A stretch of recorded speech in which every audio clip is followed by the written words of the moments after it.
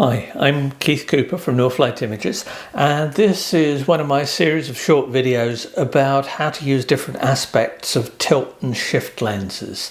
In this particular short video, I'm just going to look at aspects of how you can use left-right sideways shift with a shift lens. Now, this example here is 5DS with a 17mm shift lens on it, and I've set the lens to shift left, right, like that. Now, a lot of people, when they use shift lenses, think, left, right, shift.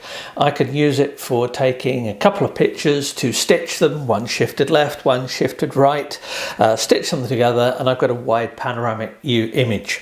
Now, it's very true. You can use it for that. I use it also quite a lot for up, down shift and things. But shift also gives you the ability to point the camera in a different direction and then shift the lens to what you want. Now, I've got some examples here which hopefully will give you a bit of a feel for some of the flexibility you can get from using left-right shift. And that left-right shift is not just a simple sort of one picture that way, stitch the two together to get a broad picture. It's a lot more flexible than that, but it does take a bit of thought and experimentation to get used to it. So here goes. I'm taking these shots from outside this doorway at De Montfort University in Leicester, and I'm going to look at the doorway from a point of view we're square onto it, but I want to see the different viewpoints and deal with that reflection of me in it. Now, here's the shot from the camera. You can see my shadow. I'll just show a quick normal up-down shift, upwards. This is what you'd normally use shift lens for correcting verticals, but we're interested in horizontal here. But you can see where I'm standing, my shadow and reflection is slap bang in the picture. Now, this is just shifting the lens to the right. Notice how the perspective of the doorway, which sticks out, doesn't change at all. This is shifting over to the left. We'll centre that back again, and I'll move. Now, we're going to lose a bit of alignment here, but you can see I've got the sun there, and I've just moved back a bit, and the sun is now no longer reflected. I'll just level the camera up a bit again. But the problem is the doorway's off to the side. Now, a bit of shift over to the left, and we've got the doorway centered in the frame again.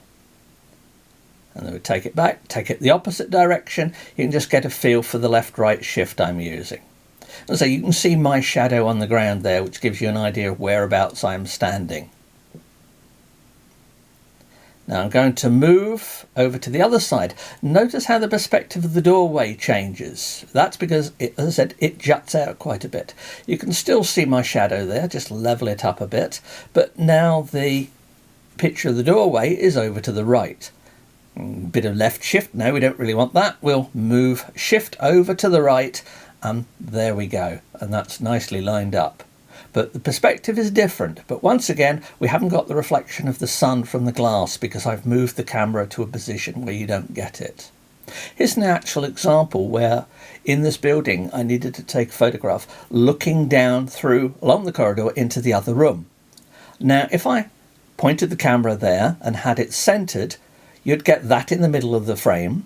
But then we'd get this wall and window off to the left, which I don't really want. So I've used shift over to the right to maintain the viewpoint down along the corridor to see into the room, and also shifted over so that you can see the office and other steps to one side.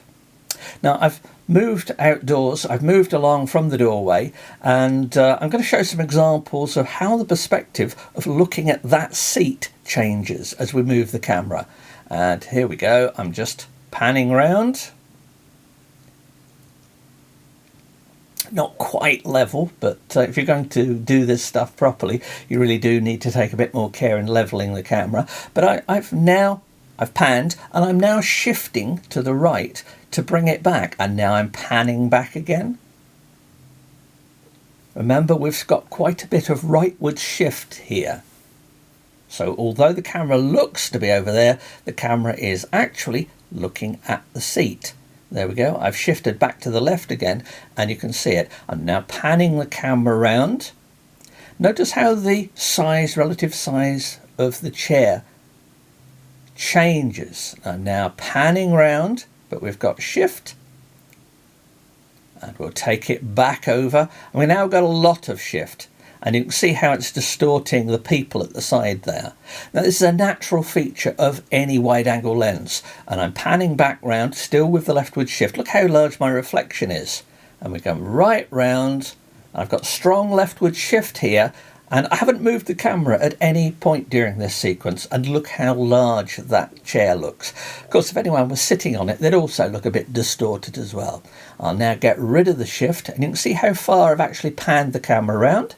Pan the camera back round again, and there we go. And we're now looking straight at the chair with no shift. Panning round again, and you can see the change in perspective for the chair. Now I'm now looking straight on at the chair. That's exactly as you'd expect. The camera's well, roughly leveled. We'll just move across. And as you can see, the sun behind me, I've moved. And I now shift back, and you can see the chair is centered again, but I'm off center. And this is a classic use for shift of getting yourself out of reflections. If you're taking photographs of paintings with glass on them, you can use it. You can be slightly off axis and use a little bit of shift. And now I'm just panning the camera around again. Still with that shift. Now we'll take it back.